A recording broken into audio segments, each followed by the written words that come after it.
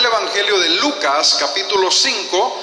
Evangelio de Lucas, capítulo 5, versículo 1. Evangelio, capítulo 5, versículo 1. Me regala un fuerte amén cuando usted lo haya encontrado.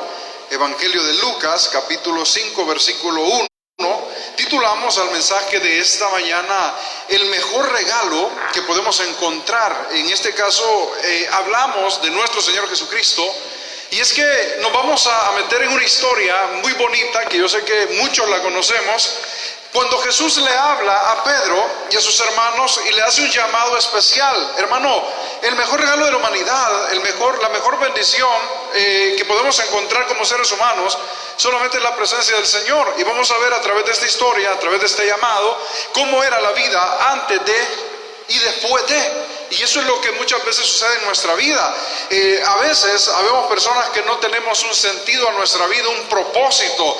Hermanos, increíble, y usted no me dejará mentir, personas que lo tienen todo, hablo materialmente hablando, personas que lo tienen todo, personas que tienen limusinas, carros, y terminan en depresión. Estaba viendo una estadística la vez anterior, y dice, hermano, de cada 10 personas famosas, de cada 10 actores, personas millonarias, hermano, 8 de ellos están en tratamientos por depresión. Muchos de ellos consumen antidepresivos. Y uno se pregunta, pero a mí me deprime el banco que no puedo pagar, a mí me deprime el techo que no lo he podido cambiar durante tantos años, y ellos que lo tienen todo. Es que, mi hermano, aquí comprobamos lo que dice la palabra, que sin Cristo no somos nada.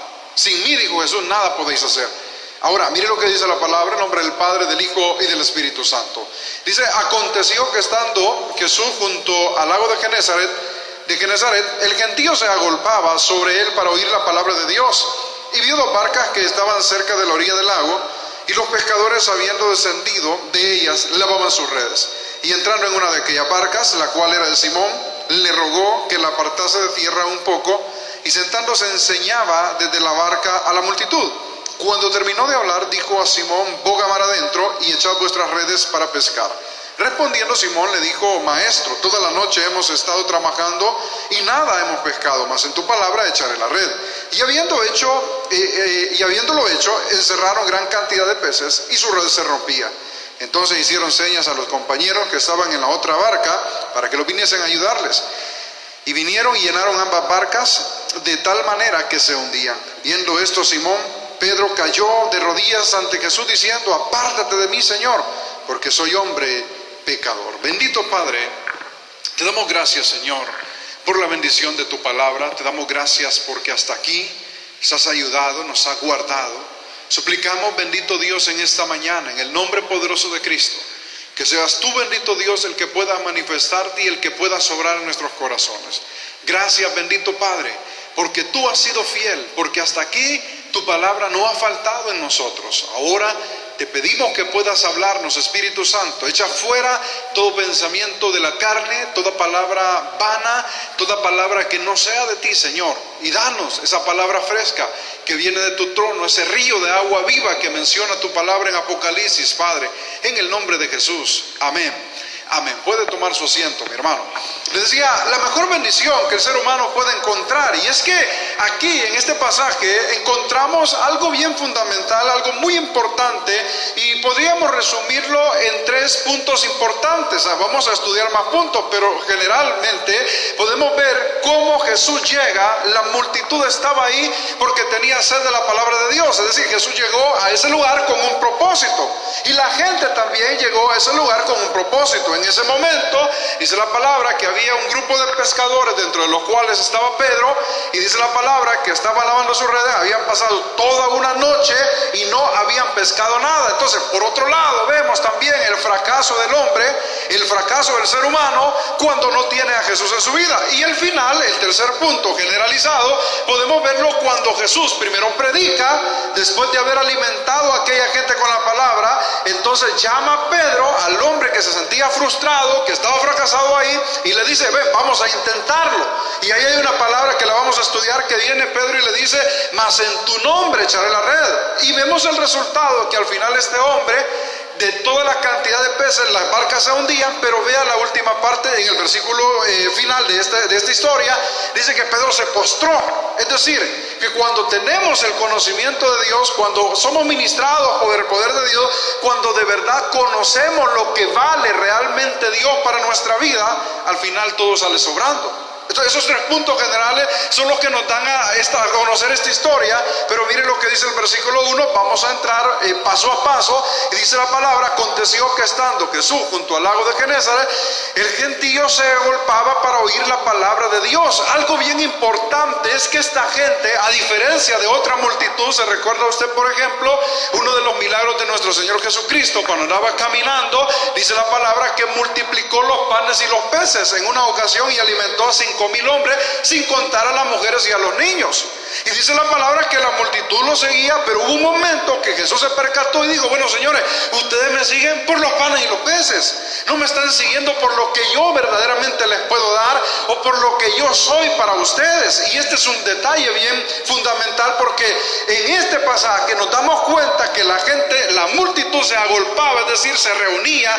Imagínense usted una gran maratón de personas, estaban desesperados, empujándose, probablemente no cabían en ese lugar. Y dice la palabra que sí tenían un propósito. Ellos no llegaron por los peces, ellos no llegaron para ver qué Jesús les daba materialmente hablando, sino que su propósito era espiritual. Porque la última parte dice: el gentío se agolpaba sobre él, oiga esto, para oír, el que dice, la palabra de Dios. Y este es un punto bien interesante, porque, mi hermano, yo quiero que esta mañana usted medite en algo, y yo también. ¿Por qué seguimos a Jesús? Ahorita tenemos ya 40 y no sé, 48, más de 50 y algo de días de que no podemos congregarnos. Pero cuando podemos congregarnos, ¿para qué nos congregamos? Porque muchas veces hay personas que decimos: es que no, mire, yo tengo 5 años de estar en una iglesia y yo no le encuentro sentido a la iglesia, yo mejor me retiro de la iglesia. El problema es que durante 5 años probablemente buscó al pastor, pero no a Dios. Probablemente buscó a sus amigos, pero no a Dios. Probablemente usted visualizó la iglesia como un club social y no como un lugar para ser ministrado por la presencia de Dios. Y muchas veces creemos que Dios me falló, y porque en la iglesia hubo alguien que inventó un chambre de mí, y que porque en la iglesia hubo alguien que me gritó, y porque en la iglesia hubo alguien que no estuvo de acuerdo como yo pensaba, y que porque en la iglesia no compartió la visión que a mí Dios me regaló, y comenzamos a decir: es que Dios, y Dios es el que menos tiene la culpa. Pero cuando usted viene a una iglesia, cuando usted se sienta delante de ese televisor, delante de la computadora o en su celular, en un sillón, en una silla, en la cama, yo no sé dónde, en la hamaca quizás, no lo sé, pero cuando usted se siente y escucha un mensaje y mira una transmisión, pero lo hace con un propósito, se va a dar cuenta que Dios le va a ministrar, independientemente de quien predique, independientemente de la iglesia cristiana que sea, independientemente quien sea, mi hermano, porque la palabra de Dios es viva. Entonces tenemos que tener un propósito. Muchas veces mi vida no tiene sentido porque yo como persona no tengo un propósito. Cuando yo me mentalizo, le voy a poner un ejemplo. Cuando usted va a trabajar, usted lleva un propósito y usted viene y dice: bueno, me voy a ir temprano porque quiero llegar antes de las 8, porque quiero llegar a ordenar esta agenda, y voy a hablarle a tal cliente y le voy a proponer esta oferta, y voy a ir allá, al mediodía voy a salir a visitar él, y hace una agenda porque tiene un propósito. Ahora, vuelvo a preguntar: usted que es cristiano, usted que es hija de Dios, ¿cuál es el propósito? Hay una frase que nuestras madres, nuestros padres nos decían, ¿verdad? A este por aquí le entró y por aquí le salió, y así. Y algunos no nos entra ni sale, no quería, no rebota, hermano. Ahora la pregunta es: si yo vengo a la iglesia entrada por salida, nunca voy a cambiar. No, pero yo ya probé, pastor. Ahí, mire, yo he visitado tantas iglesias y yo en ninguna siento que... No, el problema, ojo, el problema no es la iglesia. Yo puedo irme de esta iglesia y puedo decir: no, que yo me voy porque los hermanos no me entienden, yo me voy porque aquí no sé qué, que no sé cuánto. Pero si yo no cambio mi actitud, puedo visitar 1.000.000 de iglesias, y en las 1.000.000 de iglesias voy a tener el mismo problema, porque el problema no es la iglesia, el problema soy yo, que no tengo un propósito. Ese es el punto. Ese es el punto. Yo no tengo un propósito como cristiano. Entonces Dios no falla, la palabra no falla, quien falla soy yo. Hay un dicho que a veces decimos los pastores, a mí no mucho me gusta, pero a varios pastores yo se los he escuchado, dice, el que entra por carne sale por carne. Pero usted lo ha escuchado, creo yo, también. Es un dicho mero extraño, pero muy cierto, hermano. Muy cierto. De repente hay una hermana, por darle un ejemplo, y la hermana está en la iglesia y todo, y de repente se consigue por ahí su celular, que no se le despega su novio, ¿verdad? Pero ese novio, mientras no conozca a Jesús, él va a depender de su novia. De repente la novia le da, ¿verdad?, corte de chaleco, como se dice, el novio ya no llegó. Es entendible, ¿por qué? Porque nunca llegó por Jesús, llegó por la novia. Ese es el problema. No, yo voy a la iglesia porque al pastor de ahí yo lo conozco, porque el pastor es michero. Ese es el problema. Si de repente el pastor le hace algo, o usted tiene una diferencia con el pastor, usted se va a ir. ¿Sabe por qué? Porque nunca llegó con un propósito. Nunca. Y sabe, dice la palabra de Dios, hay algo importante. Ellos lo que querían era alimentarse. Lo que nos da a entender también este pasaje es que usted y yo como cristianos debemos de tener sed de la palabra de Dios. ¿Se recuerda usted cuando Dios sacó a Israel de Egipto? Dice la palabra de Dios que el Señor los llevó por el desierto y los alimentó en el desierto. Ahora, dice la palabra que Dios les dio un pan especial que se llamaba maná. La palabra maná significa pan caído del cielo. Es decir, en otras palabras, ese pan representaba a nuestro Señor Jesucristo. Porque cuando Jesús vino a la tierra, Él dijo, señores, yo soy el pan de vida. Ahora, ve algo bien interesante. Ese pan, según los estudios científicos y teológicos, era lo que el pueblo necesitaba para mantener sus energías. Hermano, yo creo que en ese tiempo no había nadie sobrepeso, porque Dios les cuidaba hasta eso. No había nadie desnutrido porque Dios les cuidaba hasta eso. Pero vea qué triste y qué lamentable que el pueblo a medio camino dijeron, no, nosotros ya no queremos maná, el maná ya nos aburrió, queremos carne. Ese es el punto. ¿Cuántos de nosotros cambiamos el pan de vida, la palabra de Dios, por algo que no alimenta? Hay mucha gente que dice, no, a mí no me des sopa, que no sé qué, que no sé qué. Mira, esta es mi comida, ve un churrito con soda, ve como lo dice un partido político que es un alimento, dice. Entonces, pues ellos de ahí se han agarrado, un churrito con soda comen, ¿va? El problema, ¿sabe cuál es? Que cuando le llega una enfermedad, como solo churrito con soda come, allá está muriendo en el hospital. Pero aquel que toma sopas, aquel está fuerte, le llega una enfermedad, lo dobla, pero no lo lleva hasta el tope. Espiritualmente hablando, ese es el problema. Habemos muchos cristianos que nos gusta el churro con soda, las nuevas revelaciones que muchas veces no son de Dios. Cuidado, nos gustan más las palabras bonitas de un predicador que la palabra de Dios. Y esta gente llegaba por oír la palabra de Dios. No llegaron por el mar o el lago, no llegaron por los peces, no llegaron para conocer, no, llegaron por oír la palabra. Pero ¿cuántas veces habemos cristianos que despreciamos la palabra de Dios? No, que mira, a mí no me vengas a hablar de la Biblia, que hermano, estamos en una situación dura, en una situación difícil, pero mire, mucha gente sigue dura de la palabra. Y se lo voy a decir, Pastor Mario lo hacía ver esta semana. Mire, ahí en las redes sociales hay canales que transmiten películas. Hermano, yo a veces me meto y dice ahí conectado 1,000, 3,000, hermano, hasta 17,000 personas en una película. Vea las transmisiones de las iglesias. Y es más, algunos quizás ahorita están quitando los cheles porque levantándose va. Pero vea, la gente sigue endurecida, no quiere la palabra. No, lo que quiere, ya quiero salir, ya no aguanto la cuarentena, ya no quiere salir, pero de Dios no quiere nada. El problema es este. ¿Y a qué vamos a salir? Si en estos 53, 54 días, lo que menos hemos hecho es acercarnos a Dios. ¿Y a qué vamos a salir, hermano? ¿A lo mismo? ¿A marchar, perdóneme, a marchar apoyando el aborto? ¿A marchar apoyando los matrimonios del mismo género? ¿A apoyar manifestaciones de política que en nada ayudan? ¿A una discoteca? ¿A un nightclub? ¿A reunirme con Michelle y hoy sí, acabémonos el guaro? Que no, ¿y a eso vamos a salir? No, hombre, mejor quedémonos como estamos. Perdóneme, y yo sé que usted me va a criticar por esto que acabo de decir, pero es que hermano, si vamos a salir, salgamos diferente, hermano. Pero para salir diferente, lo que necesitamos es la palabra de Dios. Y claro, muchas veces, hermano, aquí hay un detalle importante. Muchas veces no nos gusta la palabra de Dios. ¿Sabe por qué? Porque la palabra de Dios es recta y hay cosas que la palabra no las aprueba. ¿Se ha fijado usted? Que habemos cristianos que cuando algo nos gusta o le está el de a la par cayendo, ¿verdad? ¡Ah, sí!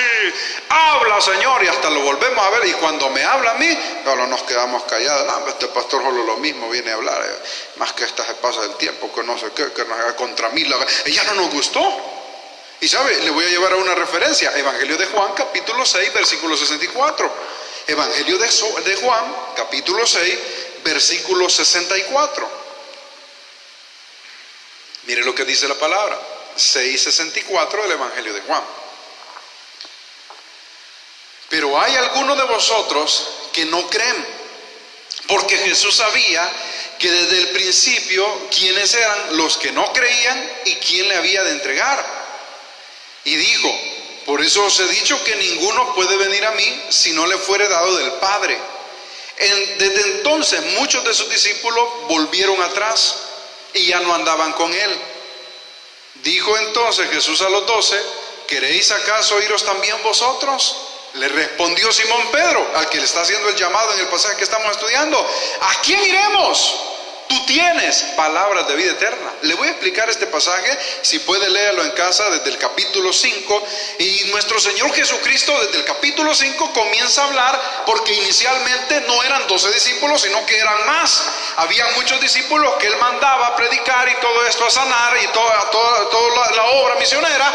Pero hubo un momento donde el círculo se fue cerrando, porque Jesús iba hablando la palabra y les explicaba el precio que significaba seguirlo, les explicaba el precio que tenían que pagar personalmente, les explicaba lo que era bueno, lo que no era bueno. Y cuando vieron que la palabra era dura, entonces comenzaron ellos a decir: híjole, aquí ya no mucho me gusta. Si usted se da cuenta en el pasaje, no le está hablando, en este pasaje que estamos leyendo de Juan, no le está hablando a la multitud, no le está hablando a los inconversos, no, le está hablando a los que lo seguían. Si no me recuerdan, el 72, ¿verdad? Inicialmente, Él está hablando a los 72, a los que se supone que ya habían creído, a los que se supone que ya conocían, a los que se supone, ojo, que habían andado echando fuera demonios. Y por eso, mírenlo cómo comienza: pero hay algunos de vosotros que no creen, dice.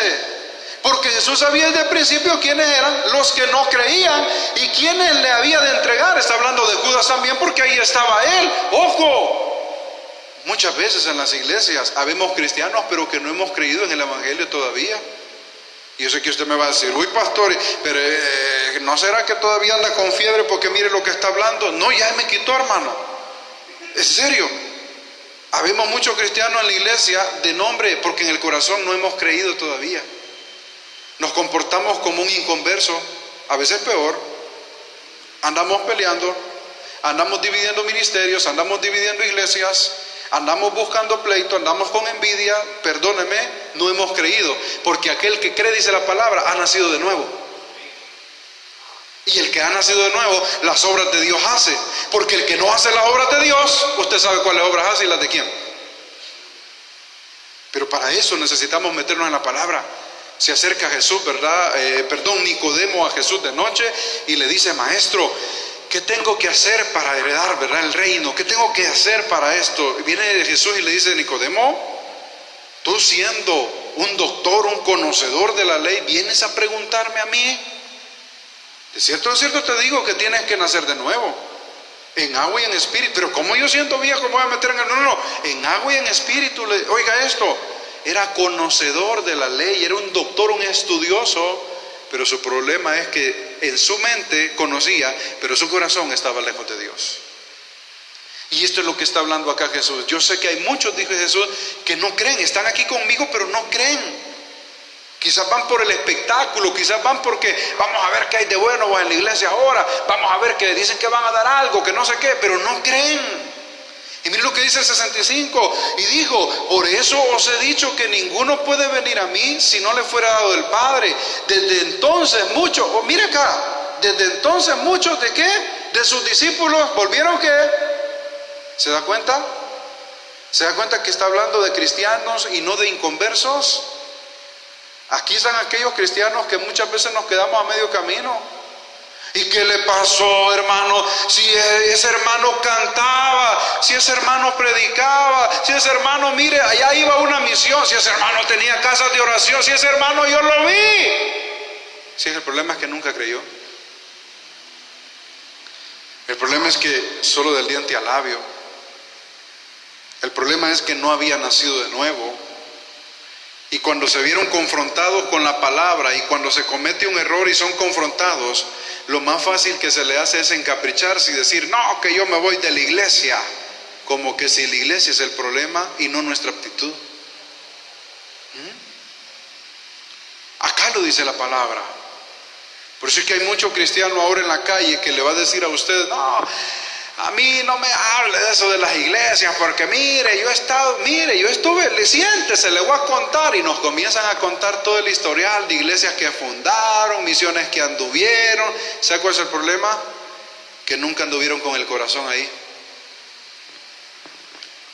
Porque aquel que cree en Jesús de corazón está dispuesto a soportar lo que venga por amor a Él. Y mire lo que dice, entonces muchos de sus discípulos volvieron atrás y ya no andaban con Él. Ah, qué triste, hermano. Qué triste que cuando somos confrontados con la palabra y la palabra nos dice no fornicarás, no adulterarás, no mentirás, no harás esto, lo otro, no, eso ya no me gusta.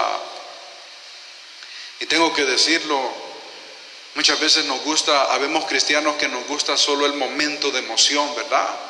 El aleluya, amén, y temblamos y nos gusta decretar y nos gusta profetizar y nos gusta declarar y nos gusta, ver, pónganse de pie conmigo, hermano, levante su mano derecha con el puño arriba y diga conmigo, soy un gigante, y no soy un gigante. Pero cuando dice, repita ahora conmigo, tengo que dejar la movida, ahí ya no me gustó, ahí ya no. Ese es el problema. Somos cristianos muchas veces emocionales, pero no espirituales. Cristianos conocedores, pero no convertidos. Y miren lo que dice más adelantito el 67. Dijo entonces Jesús a los 12, ¿queréis acaso iros también vosotros? Mire, Jesús los confrontó. Cuando se fueron de los 72, se fueron aquí por allá y Jesús se quedó, ¿verdad? Y solo quedaron los 12. Y les dice, ¿y ustedes no van a ir también? La pregunta es para usted y para mí. ¿Vamos a seguir o nos vamos a estancar? ¿Vamos a seguir o nos vamos a estancar? Yo sé que muchas veces hay personas, y probablemente habrá alguien que ahora nos está observando o retransmitido lo va a observar, que dirá, no, pastor, a mí no me venga usted con eso, porque mire, yo estuve bien metido en una iglesia, y fíjese que cuando yo iba a la iglesia me di cuenta que un pastor, mire, tenía 2 mujeres, hermano, y fumaba y se drogaba y toda la cuestión. Perdóneme, pero ¿y eso qué tiene que ver con Dios? Perdóname lo que le voy a decir, le puede fallar su cónyuge, le puede fallar sus padres, le puede fallar su hijo, le puede fallar su hermano, le puede fallar sus tíos, le puede fallar sus abuelitos, le puede fallar el vecino, le puede fallar el presidente, le puede fallar el gobierno, le pueden fallar los diputados, le puede todo el mundo, pero Dios nunca le va a fallar. Dice la palabra de Dios que aunque nosotros seamos infieles, Él permanece fiel con nosotros hasta el final, hasta el final. Entonces, mi hermano, la pregunta es, ¿nos vamos a estancar o vamos a continuar? Y mire lo que dice el 68 para ir pasando ya a otro punto. Le respondió Simón Pedro, Señor, ¿a quién iremos? Ahora Pedro viene y le dice, Señor, pero ¿a quién más vamos a ir? Porque usted se da cuenta en la historia de Pedro fue uno de los discípulos más impulsivos, era una personalidad sanguínea, impulsivo, y muchas veces eso de impulsivo, hermano, metía la pata, pero a veces también salía bien, ¿verdad? Por ejemplo, acá el Señor, ¿a quién iremos, Señor, si solo tú tienes palabras de vida eterna? Ahora la pregunta es para usted y para mí. Mire la respuesta, tú tienes palabras de vida eterna. ¿A dónde estamos buscando las palabras de vida eterna? Es que ¿sabe cuál es el problema? Voy a retomar el ejemplo de Israel. Cuando estaba en el desierto le dijeron a Moisés, ya no queremos maná, que era el pan de vida. ¿Y qué quieren ustedes? Queremos carne. Porque allá en Egipto le dijeron, comíamos legumbres, comíamos pescado, comíamos carne. Mentiroso, hermano. Si los esclavos no comían carne los reyes. Ellos no comían carne. Ellos comían puerros, ajos y cebollas. Eso es lo que comían por ser esclavos. ¿Y sabe cuál es el punto acá? Que muchas veces nosotros a medio desierto el Señor nos está suministrando de pan de vida. Pero a veces nosotros despreciamos el pan de vida, las palabras verdaderas, por algo que el mundo nos ofrece. Le voy a decir algo muy sincero, y no con esto pretendo yo jactarme de que estoy en la verdad, solo yo, para nada, porque me faltan muchísimo, millas por delante, y morimos si no terminamos de aprender. Pero es que aquí entramos en un punto, y hablo con mucha humildad, pero con autoridad de la palabra, los que somos pastores. ¿De qué nos sirve tener multitudes si solo los entretenemos, pero no los alimentamos con la palabra de verdad? ¿De qué nos sirve, pastores, y me pongo yo primero, de que todos los días partamos pastel con el propósito que la gente venga y pongamos piñata y fiesta? Está bueno, no hay problema. Yo no voy a decir, no, eso es pecado. No, está bien, y si puede hacerlo, gloria a Dios. Pero ¿sabe cuál es el problema? Que el día que no tenga piñatas y pastel, la gente no va a llegar, porque los hemos mal acostumbrado a que vengan por el pastel y la piñata, pero no por la palabra. Y Pedro fue claro acá y dijo, Señor, ¿a quién iremos si solo tú tienes palabras de vida eterna? Solo Dios, solo en Él podemos encontrar palabras de verdad. Ahora, volvamos al texto base, por favor, y vámonos a lo que dice la palabra en Lucas capítulo 5, versículo 2, el versículo siguiente. Lucas capítulo 5, versículo 2. Dice la palabra, y vio dos barcas que estaban cerca de la orilla del lago, y los pescadores, habiendo descendido de ellas, lavaban sus redes. Mano, un pescador, cuando iban a mar adentro, cuando iban a un lago a pescar, tiran las redes, pasan ahí horas o minutos, que se comienzan a jalar y jalan peces, los ponen en la barca, la vuelven a tirar. En las redes comúnmente se atascan algas, a veces se atascan peces que no son comestibles, a veces otros animales, qué sé yo, a veces basura que probablemente hay en los océanos o en los lagos. Y cuando lleguen a la orilla, comienzan a bajar el pez, comienzan a escoger lo bueno, lo malo obviamente lo desechan. Y cuando ya terminan todo, agarran las redes y las guindan en un lugar alto, donde queda extendida, y comienzan a lavarlas, a limpiarlas. Pero eso se hace cuando ha habido pesca. Aquí tenemos un problema. Estos pescadores habían pasado toda la noche, habían llegado, pero no llevaban pescado, pero estaban lavando sus redes. Algo bien importante que podemos destacar en esto es lo siguiente, es que muchas veces, hermano, podemos tener barcas, podemos tener las redes, es decir, podemos tener herramientas, podemos tener un título, podemos tener riqueza, podemos tener lo que quiera, pero hay algo bien fundamental: si la presencia de Dios no está en ese lugar, en vano es una limusina, en vano es un helicóptero, en vano es una residencia, en vano es una mansión, en vano es un viaje, porque solo Jesús es el único que le da sentido y le da fruto a lo que nosotros hacemos. Esa es la diferencia que hay. Yo sé que usted podría decir esta mañana, pastor, pero yo le puedo comprobar que hay mucha gente que ahorita, mire, por ejemplo, en cuarentena, están en sus ranchos privados y tienen sus piscinas y tienen canchas, y mire, pastor, ellos están comiendo de lo mejor, pues incluso muchos de ellos hasta pueden ya nunca volver a trabajar y mueren millonarios, ¿verdad? Sí, pero hay un problema. ¿Usted cree que son felices de verdad? Porque Pedro lo tenía todo, tenía redes, tenía barcas, tenía sus empleados, sus compañeros de pesca, pero no tenía peces. El problema no es que no tuvieran peces, el problema es que Jesús no estaba con ellos. Muchas veces tenemos dinero, pero nuestra familia está separada. A veces tenemos un negocio, pero los clientes no llegan. Tenemos una casa enorme con un cuarto para cada quien, pero cada vez que se come, cada quien por su lado. Ese es el punto. Por eso el proverbio dice que es mejor un bocado en seco y en paz que en una casa donde hay mucha provisión pero está llena de rencillas. Eso es lo que dice la palabra. Y muchas de nuestras vidas, espiritualmente hablando y materialmente hablando, Nos hemos dado cuenta, muchos ahora estamos lavando redes, ¿verdad? Ahí estamos lavando el carro todos los días, que hasta le estamos desgastando la pintura. Pero ¿de qué nos sirve si nuestra familia no está con nosotros?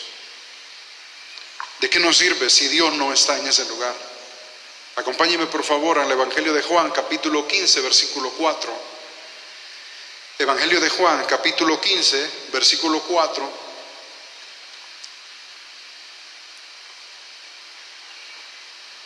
Mire lo que dice la palabra. 15:4 de Juan. Permaneced en mí, está hablando Jesús, y yo en vosotros.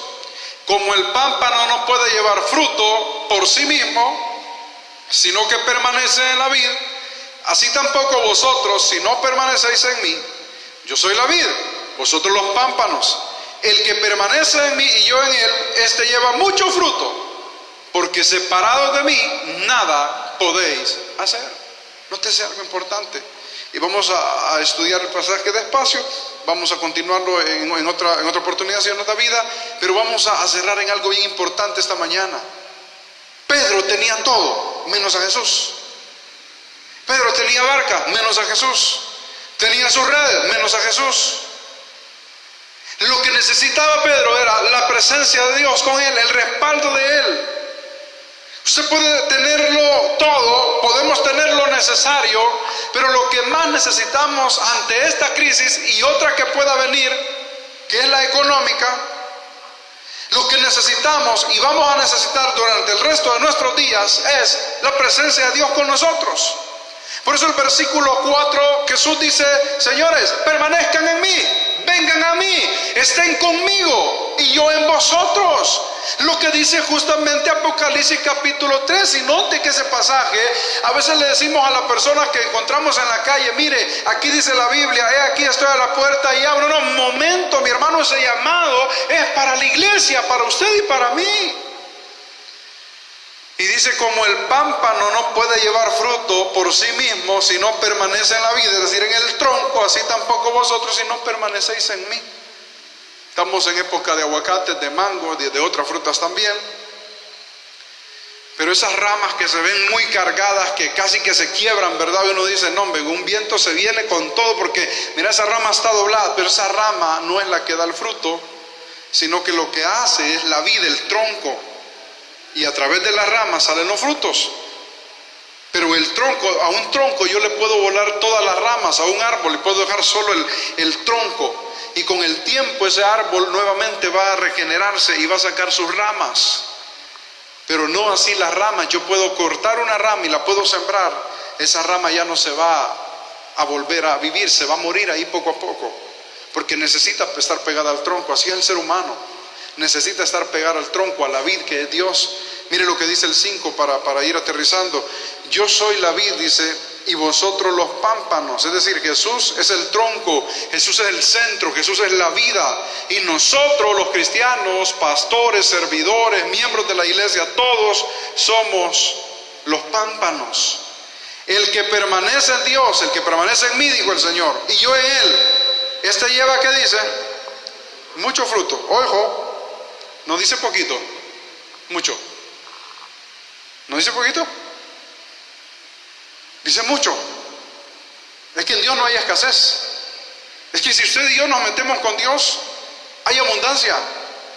Y hay muchos milagros y hay muchos testimonios. Usted lo puede escuchar en los programas de oración que tenemos martes, jueves y sábado. ¿Cuántos testimonios, hermano? Yo quiero dar testimonio que hasta el día de ahora no me ha faltado nada. Hermano, yo me quedé sin dinero y no me ha faltado nada. Hermano, yo no he estado trabajando y yo soy independiente y mira, hasta aquí no me ha faltado nada. Esa es la provisión de Dios.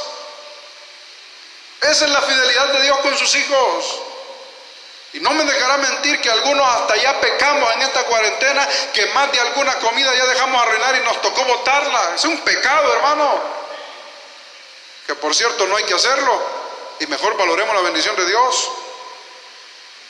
Tenemos que nosotros valorar lo que Dios nos da. ¿Cuánto cuesta, hermano, que sus hijos ahorita no estén en un hospital? ¿Cuánto cuesta eso? Hay muchos niños que no tienen un seguro social y no se enferman porque Dios está ahí. Mire lo que dice: porque separados de mí, dice el Señor, nada podéis hacer. ¿Puedo tener mucho? O al final dice, o no puedo tener nada. La elección está en usted y en mí, no en Dios. No en Dios. Yo no me meto mucho en esto, pero cuánta gente en nuestro país ahora está esperando en los alcaldes, en los gobiernos, para que les den una canasta. No me compete a mí decir que lleva, que no lleva, si vale eso o no vale. Ese no es mi problema. Cada quien va a entregar cuentas a Dios. Pero le voy a hacer una pregunta y no quiero ser negativo. ¿Y si no llegan, hermano? Porque ya cacharon a 3 alcaldes robando. Qué raro, ¿verdad? Pero bueno, ya cacharon a 3 robando canastas. ¿Y si no llega la ayuda?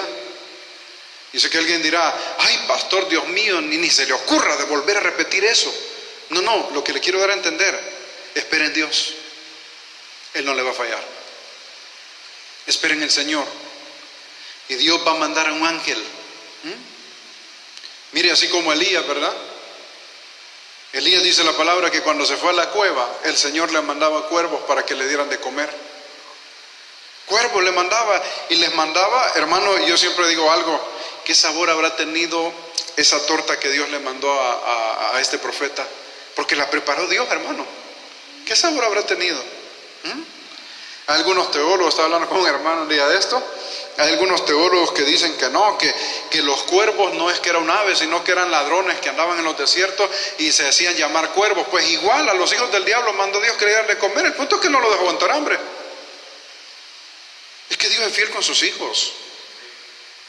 Usted y yo tenemos que esperar en Dios, iglesia.